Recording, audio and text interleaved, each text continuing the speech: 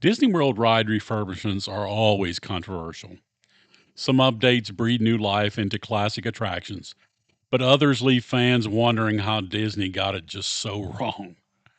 Over the years, beloved Disney World rides have been removed, reimagined, or completely replaced, and not all of the replacements lived up to what came before it. In fact, a few of these refurbishments are still argued about today, sometimes louder than when they first opened. Fans watch iconic attractions close, waited months or even years for what would be next, and then walked off the new version feeling disappointed.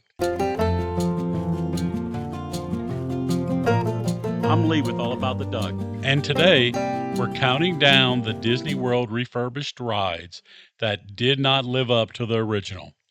From creative misfires to changes that many fans say strip the soul right out of the attraction. And trust me, the number one spot is still one of the most divisive ride changes Disney has ever made. Our number five spot goes to a change that replaced cultural storytelling with pure brand synergy. Maelstrom, the original attraction in Epcot's Norway Pavilion, wasn't flashy, but it was charming, weird, and memorable. The ride took guests through Norwegian folklore, mythology, and history, complete with trolls, oil rigs, and a dramatic backwards drop into the North Sea. It felt distinctly Epcot, educational, atmospheric, and just a little strange in the best way. But after Frozen became a global phenomenon, Maelstrom's days were numbered. In 2016, it reopened as Frozen Ever After. The track layout stayed mostly the same, but the story shifted entirely to Arendelle. Out went the trolls that scared kids for decades, and in came Anna and Elsa, Olaf, and endless renditions of Let It Go. And while Frozen Ever After is undeniably popular, many fans felt something important was lost. The attraction no longer taught guests anything about Norway. It just used the pavilion as a backdrop for intellectual property overlay. The tone became lighter, the sense of discovery disappeared, and what was once a unique Epcot experience became another movie tie in ride you could find almost anywhere. For longtime fans, it marked one of the clearest signs that Epcot was drifting away from its original purpose, and it wouldn't be the last time. Coming in number four is a refurbishment so bad that Disney eventually had to admit they messed up and change it back. Walt Disney's Enchanted Tiki Room is a true classic, an opening day attraction that charms guests with catchy songs and groundbreaking animatronics. But in 1997, Imagineers decided the show needed to be more edgy, and in 1998, it reopened as the Enchanted Tiki Room under new management, starring the abrasive Iago from Aladdin and the stuffy Zazu from The Lion King as the new owners. The show was jarringly cynical. Iago would interrupt the classic opening, call the bird songs boring, and threaten to fire them if they didn't get with the times. What followed was a mess of bad pop culture, jokes, and grating tone that was complete opposite of the original spirit. Fans hated it. Viewing it was an insult to Walt's vision. The nightmare finally ended in 2011 when a small fire in the attic gave Disney the perfect excuse to scrap the whole thing. Later that year, the attraction was reopened and restored to its classic form.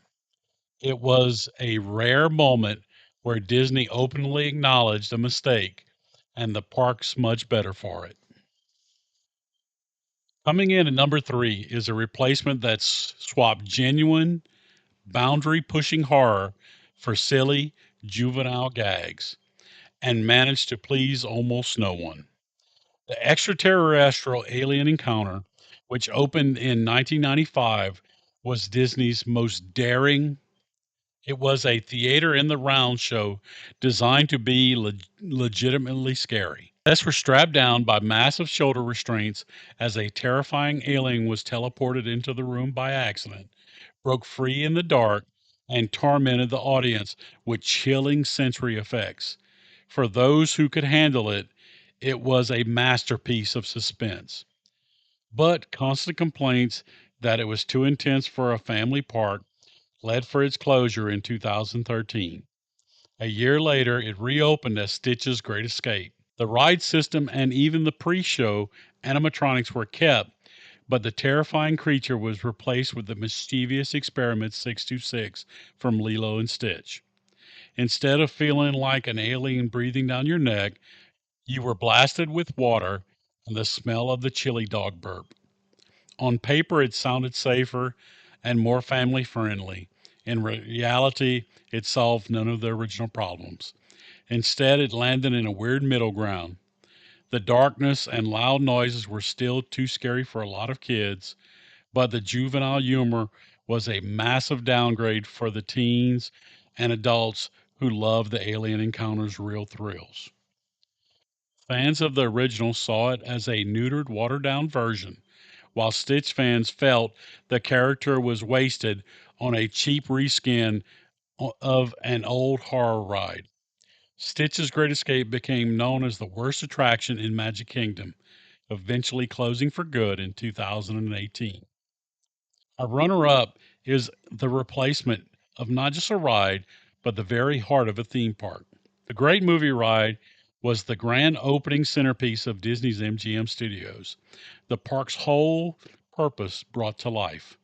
Housed inside a perfect replica of Grauman's Chinese Theater, this massive attraction took you on an incredible journey into the movies.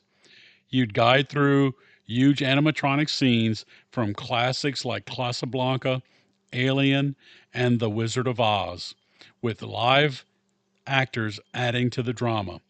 It was the park's thesis statement, a glorious tribute to the history of cinema.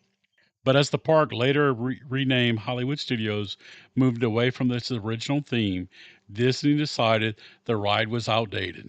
In 2017, it gave its final performance to make way for Mickey and Minnie's Runaway Railway, the first ever ride starring Mickey himself. Now, by all accounts, Runaway Railway is a fun and technology amazing ride. The problem isn't that the new ride is bad. In fact, they should have just added the new ride somewhere else. It's that getting rid of the great movie ride ripped the soul right out of that park. It was the anchor that held the whole Hollywood that never was theme together. Swapping it for a cartoon adventure, no matter how cute, felt like a betrayal of the park's original identity. Many fans still argue that the Great Movie Ride could have been updated, but instead, a unique, epic attraction was lost forever. Splash Mountain wasn't just a ride, it was an institution. From the moment you heard Zippity Doo Dah echoing through the frontierland, you knew exactly where you were. It was long, immersive, and packed with animatronics and built towards one of the most iconic drops in theme park history. For many guests, my family included, it wasn't optional, it was a tradition. Then Disney announced Splash Mountain would be rethemed to Princess and the Frog. The decision made sense on paper. The original source material was outdated. Most people had no idea where it even came from. And Princess Tiana was long overdue for a major attraction. Expectations were high that this would be a respectful update and preserve what made Splash Mountain special while telling a better story. But when Tiana's Bayou Adventure finally opened, many fans felt let down. The ride lost much of its narrative clarity that made Splash Mountain work. Where the original had a clear beginning, middle, and payoff, the new version felt scattered. Long stretches of the ride felt oddly empty, with fewer animatronics and less energy than before. The music, while pleasant, lacks that same punch and memorability that the original soundtrack had. Most critically, the emotional build up to the final drop wasn't there anymore. Splash Mountain used its story and music to slowly wind guests tighter and tighter before that plunge. Tiana's Bayou Adventure never quite earns that moment, making the drop feel disconnected rather than climactic. Please don't throw me in that briar patch felt so natural before that plunge. This isn't about nostalgia or resistance to change. This is about execution. Fans wanted this to be great, for Tiana to get the attraction she deserves. Instead, Disney removed one of the most beloved rides of all time and replaced it with something that feels unfinished and oddly subdued. For many fans and myself, Splash Mountain didn't just get refurbished, it lost its soul. So there you have it, from thematic betrayals to creative misfires. These are the moments where Disney, in trying to be innovative, lost sight of the magic that made these attractions so special.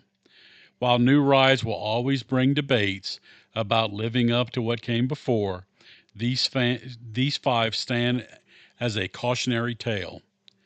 They're a reminder that sometimes the original spark of imagination is something you just can't replace. What do you think is the worst ride refurbishment in Disney history? Did we miss one that still makes you mad today? And if you do disagree with our number one, we definitely want to hear why. Let us know your thoughts down in the comments. And don't forget to like and subscribe. And as always, see you real soon.